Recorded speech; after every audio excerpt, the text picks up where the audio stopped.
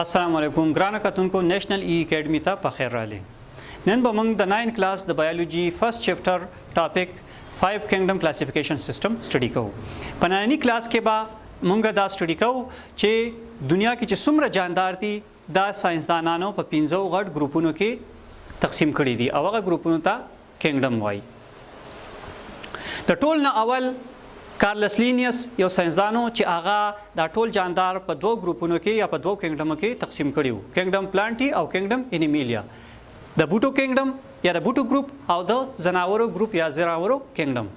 دا غینه پس ارنست هیکل یو بل ساينسدان راغی او هغه دا ټول جاندار په دریو کینګډمو کې تقسیم کړه. هغه ور سره یو ایکسترا کینګډم جوړ کو چې کینګډم پروټسټا ورته ویله. په دې دوانو کلاسیفیکیشن سیستمو کې څه خامیانې وي. نو په دې وجه بیا په 1968 کې یو بل ساينسدان رابرټ وایټیکر راغی او هغه د دنیا ټول جاندار سالرون کې په 15 ګروپونو کې یا په 15 کینګډمو کې تقسیم کړل. هغه 15 کینګډم کم دي؟ نو هغه دي کینګډم مونیرا، کینګډم پروټسټا، کینګډم فنجای، کینګډم پلانټي او کینګډم انیمیلیا. دا 15 کینګډم رابرټ وایټیکر جوړ کړیو په 1968 کې. په دې کینګډمو کې کم جاندار موجود دي او د هغې خصوصیات څه دي دا به موږ په ننني کلاس کې سټډي کوو. د 5 کینګډم کلاسیفیکیشن سیستم باندې به موږ په دریم چپټر کې بایو ډایورسټي چپټر کې په ډیټیل سره بحث کوو. خو په دې کلاس کې به موږ د دې 15 وانو کینګډمو سرسری تعارف کو چې په دې کې کم جاندار دي او څه خصوصیات دي. نور په ډیټیل سره به موږ په دریم چپټر کې په دې باندې بحث کوو. په 5 کینګډم کلاسیفیکیشن سیستم کې چې کوم ټول آل لیوینګ ارګانیزم دي دا په 15 کینګډمو کې 15 ګروپس کې ډیوایډ کړي دي رابرټ وایټیکر. په دې کې اوله کینګډم دی کینګډم مونیرا. کینګډم مونیرا هغه کینګډم دی چې په دې کې کم جاندار دي هغه ټول یونیسیلولر دي، مطلب هغه د یو سیل نه جوړ دي. یونیسیلر مطلب چې د هغه جاندارو وجود کې ټول وجود کې صرف یو خلیه یو سیل موجود دي. مایکروسکوپیک دي. کینګډم مونیرا کې چې کم جاندار دي هغه ټول مایکروسکوپیک دي. ظاهره ده چې د یو خلیه نه جوړ دي سنگل سیلی، نو هغه سایز به ورکوټي، نو هغه مونږ په عام سترګو مونږ ته په نظر نه راځي. هغه د لپاره د هغه د لیدو لپاره مونږ مایکروسکوپ استعمالو. پروکریاټیک دي. کینګډم مونیرا کې کم جاندار دي دا ټول پروکریاټیک دي. پروکریاټیک او یوکریاټیک دا څه ته وایي؟ نو په دې باندې موږ په څلورم چپټر کې په ډیټیل سره بحث کوو چې واټ از پروکریاټ او واټ از یوکریاټ. خو دلته صرف دومره پیژاندل پکار دي. پروکریاټ هغه جاندار ته وایي چې په هغې کې نیوکلیس نه وي او ممبرین باونډډ ارګینیلیز پکې نه وي، لکه بیکټیریا.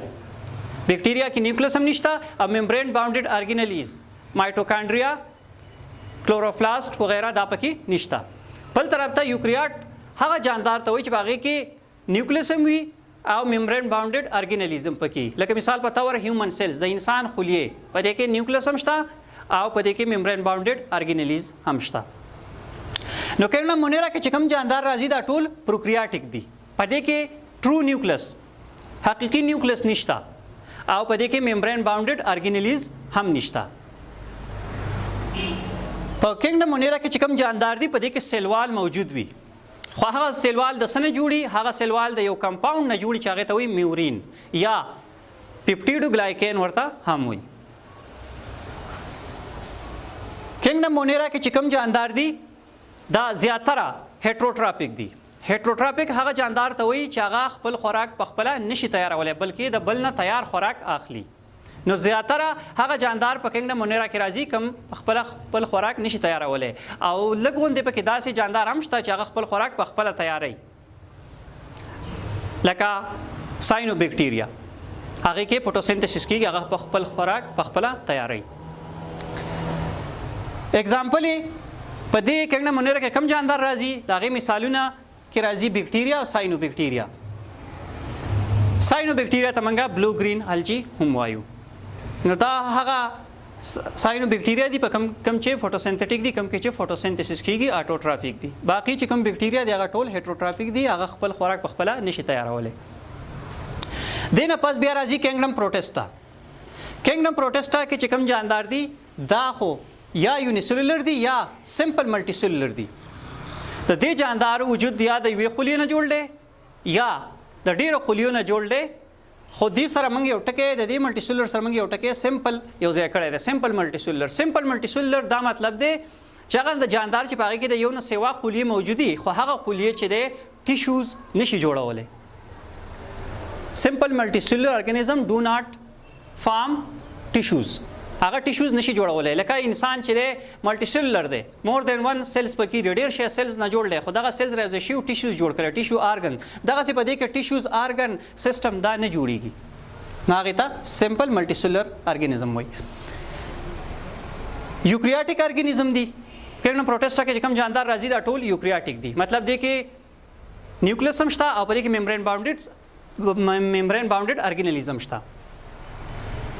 کینګډم پروټسټا کې چې کوم جاندار دي دا عموما په داسې ځای کې اوسېږي چې چېرته نمی موجود وي یا په اوبو کې اوسېږي اکثر. د دې مثالونه څه دي؟ الجی، پلازموډیم، امیبا، سلیم مولډز ایټسټرا. دا ټول چې دي دا د کینګډم پروټسټا مثالونه دي. دا هغه جاندار دي چې په کینګډم پروټسټا کې راځي. نیکسټ کینګډم دی فنجای. فنجای کې چې کوم جاندار راځي هغه ملټي سلولر وي، زیاتره ملټي سلولر وي یا یونیسلولر هم کېدای شي خو زیاتره په دې کې ملټي سلولر وي. د هغې وجود د ډېرو خلیو نه جوړ وي. او دا جاندار چې دي دا یوکریاټیک دي. نیوکلیس هم پکې شته، ممبرین باونډډ ارګانیزم پکې شته. په دې کې هم سیلوال موجود دي. په دې کې نه فنجای کې چې کوم جاندار دي هغې کې هم سیلوال موجود دي خو د دوی سیلوال چې د کوم کمپاونډ نه جوړي هغې ته کایټین وایي. په کینګډم مونیرا کې چې کوم جاندار و د هغې سیلوال د میورین نه جوړو. دلته د دوی سیلوال د کایټین نه جوړ دی. دا جاندار چې دي دا هیټروټرافیک دي. مطلب دا خپل خوراک په خپله نشي تیارولی ځکه چې په دې کې کلوروپلاست نه وي، دا فوټوسنتسیس نشي کولی. دا جاندار چې دي کینګډم فنجای کې چې کوم جاندار راځي دا خپل خوراک سټور کوي ان د فارم اف ګلایکوجن. دې کې چې کوم ایکسټرا خوراک وي دوی د خپل باډي کې د ګلایکوجن فارم کې سټور کوي. ګلایکوجن یو کمپلیکس کاربوهایډریټ دی. اگزامپل مثالونه د فنجای چې دي نو مشروم، خریړي، مولډز، چڼېشی، ایسټ، رسټ اینډ سمټ دا ټول مثالونه دي. دا هغه جاندار دي چې په کینګډم فنجای کې راځي. رسټ او سمټ تاسو به په غنمو کې دا تورکې لیدلی وي دغې ته وایي. یا مولډ چې دی نو په دې روټۍ چې دا کم چڼېشی وشي دغې ته مولډز وایي. او مشروم تاسو پیژنئ. نو په دې کې چې دا کم ایسټ چې کم دی دا فنجای دا یونیسلولر فنجای ده. دا باقي چې دی دا ملټي سلولر فنجای دي. هغې نه پس بیا راځي کینګډم پلانټي. کینګډم پلانټي هغه کینګډم دی چې په دې کې کوم جاندار دي هغه ټول ملټي سلولر دي. اوس دلته اکثر ملټي سلولر یا یونیسلولر، دلته ملټي سلولر یا یونیسلولر، دلته ټول یونیسلولر. خو دلته چې دی اوس ټول ملټي سلولر دي. دلته یونیسلولر جاندار دی کې نشته. بل دا ټول یوکریاټیک دي. نیوکلیس او ممبرین باونډډ ارګانیلز په دې جاندارو کې موجود وي. اوس په پلانټ کینګډم کې کوم جاندار راځي ټولو کې سیلوال موجود دی او هغه سیلوال د سیلولوز نه جوړي. سیلولوز یو کمپاونډ دی د هغې نه جوړي. دا ټول جاندار چې دي دا اټوټرافیک دي. ولې چې پلانټس کې کلوروپلاست موجود دي هغې کې فوټوسنتسیس کېږي، خپل خوراک په خپله تیاروي. په پلانټس کې سنټریولز ایبسنټ وي. سنټریولز څه شی دي په دې باندې په ډیټیل سره موږ په 4م چپټر کې بیا سټډي بحث کوو. پلانټس چې دي دا خوراک سټور کوي ان د فارم اف سټارچ. د ناشستې په شکل کې دا خوراک سټور کوي خپل باډي کې. اگزامپل د پلانټ مثالونه چې دی نو د شړشمو بوټی، د ګلاب بوټی، د ام بوټی، یا تاسو ته چې په څومره په بوټي بهر په نظر راځي دا ټول په کینګډم پلانټي کې راځي. اخیری کینګډم دی کینګډم انیمیلیا. کینګډم انیمیلیا کې هغه جاندار دي چې کوم ملټي سلولر دي، یونیسلولر جاندار دي کې نشته. مطلب ټول جاندار چې پکې کوم دي هغه د هغوی وجود د ډېرو خلیو نه جوړ دی. دا هم یوکریاټیک دي. نیوکلیس او ممبرین باونډډ ارګانیلز پکې شته. په دوی کې سیلوال نشته دی. د دې اوټر موسټ کم لیر چې هغه سیل ممبرین په دې کې سیلوال نه وي د پلانټ په شان.